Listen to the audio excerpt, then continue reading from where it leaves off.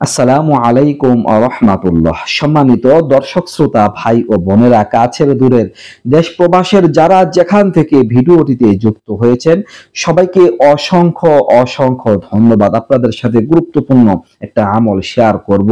প্রিয় ভাই ও বোনেরা, ভিডিওটা আপনারাও দেখবেন, শেয়ার করে অন্যকেও দেখার সুযোগ করে দিবেন। শুধু নিজেরাই কেন উপকৃত হবেন, অন্যকে উপকৃত হওয়ার একটু সুযোগ করে দিন। আপনারা যেভাবে পারেন আপনারা আপনজনদের মাঝে ছড়িয়ে ছিটিয়ে দিন এই আমলটা।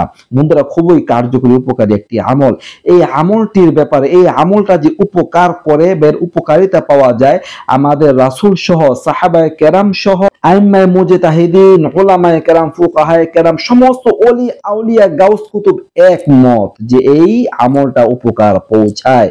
এই আমলের ফলাফল লাভ করা যায়, মানুষকে সমস্ত প্রকার বিপদ থেকে, বালা মুসিবত থেকে এই আমলটা উদ্ধার করে। সুবহানাল্লাহ।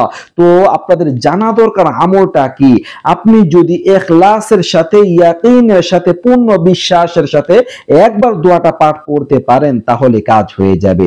আপনার সমস্ত প্রকার বাধা উঠে যাবে।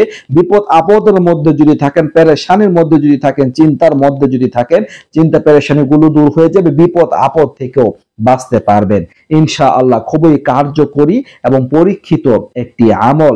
দর্শক, আমরা সবাই হয়তো এই আমলটা সম্পর্কে জানি কিন্তু খেয়াল করি না। আমরা সবাই হয়তো দোয়াটা মুখস্থ পারি, যে দোয়াটাকে দোয়া ইউনুস বলা হয়। ইউনুস আলাইহিস সালাম মাছের পেটে থাকা অবস্থায় এই দোয়াটা পাঠ করেছেন। দোয়াটা হচ্ছে লা ইলাহা ইল্লা আনতা সুবহানাকা ইন্নী কুনতু মিনাজ জালিমিন। লা ইলাহা ইল্লা আনতা সুবহানাকা ইন্নী কুনতু মিনাজ জালিমিন।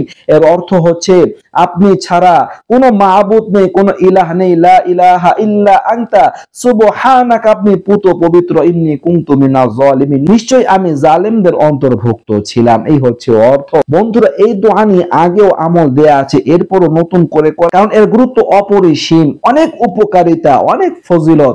বন্ধুরা, এই কারণে নতুন করে আপনাদের সাথে শেয়ার করলাম, যেন আপনারা লুফে নিতে পারেন, এই আমলটার গুরুত্ব ভালো করে বুঝতে পারেন। তো নিজ নিজ জায়গা থেকে যে কোনো বিপদে যখন পড়বেন, মুসিবতে পড়বেন, তখন এই নামটা পাঠ করবেন, বেশি বেশি করে পাঠ করবেন। ইখলাসের সাথে যদি একবারও পাঠ করেন, আল্লাহ তাআলার কাছে যদি কবুল হয়ে যায়, দর্শক, সাথে সাথে বিপদ নিমিষে দূর হয়ে যাবে।